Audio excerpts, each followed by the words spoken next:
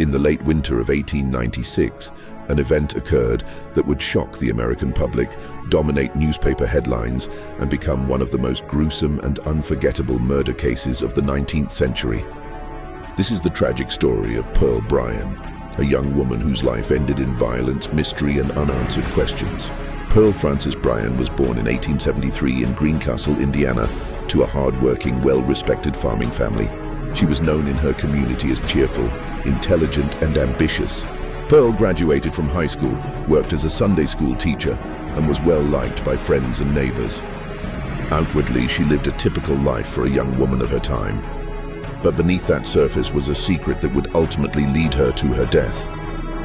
In January 1896, Pearl told her parents she was going to visit a friend in Indianapolis, Indiana. But this would not be a simple visit. Instead, she was secretly planning to travel to Cincinnati, Ohio. The reason? A young man named Scott Jackson, a dental student at the Ohio College of Dental Surgery. Jackson and Pearl had been involved in a clandestine relationship for some time. It was secret not only because of societal expectations, but also because Pearl was 5 months pregnant. In an era when pregnancy outside marriage was socially devastating, this alone set the stage for the tragedy that followed. Jackson, aware of Pearl's condition, introduced her to his roommate, Alonzo Walling, another dental student.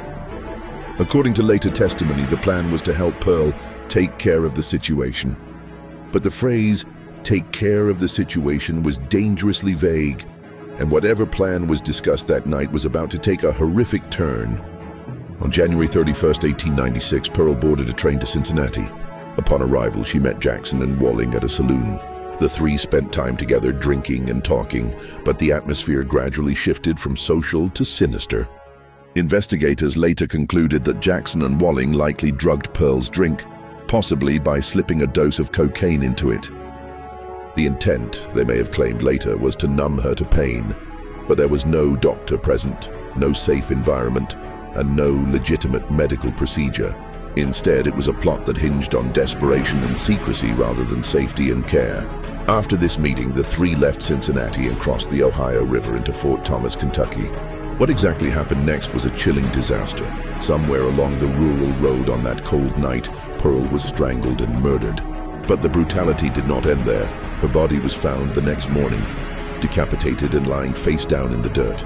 The severed head was nowhere to be found. This discovery was made by a 17-year-old farmhand named Johnny Hewling. As he rode his horse down a wooded road near Fort Thomas, he came upon a shocking scene: a woman's body abandoned beside the path with her head missing. The sight was so horrific that the young man ran to alert authorities. Local law enforcement responded quickly, but the absence of the head made immediate identification nearly impossible.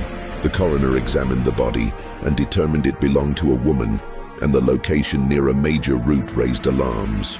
Word spread, and soon investigators traced the description back to a missing woman from Greencastle, Indiana, Pearl Bryan. The answer came from a surprising source: her shoes. Pearl's shoes were custom-made and unique to her hometown. A local cobbler recognized them and confirmed they had been specially ordered by Pearl from a manufacturer back in Greencastle.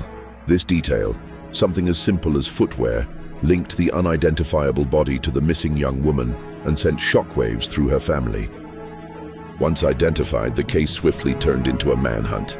Investigators soon zeroed in on Scott Jackson and Alonzo Walling. Both men had been the last known people seen with Pearl, and suspicion quickly turned into evidence. Blood-stained clothing, letters between Jackson and Pearl, and witness statements began to unravel the story. Initially, both men denied involvement, but under pressure and scrutiny, the truth began to come out. At trial, the courtroom was filled beyond capacity.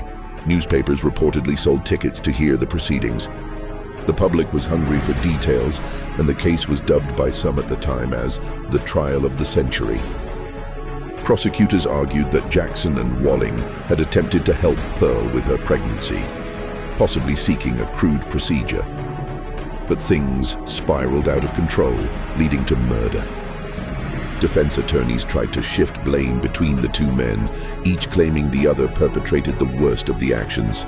Despite their efforts, the jury found both Jackson and Walling guilty of first-degree murder.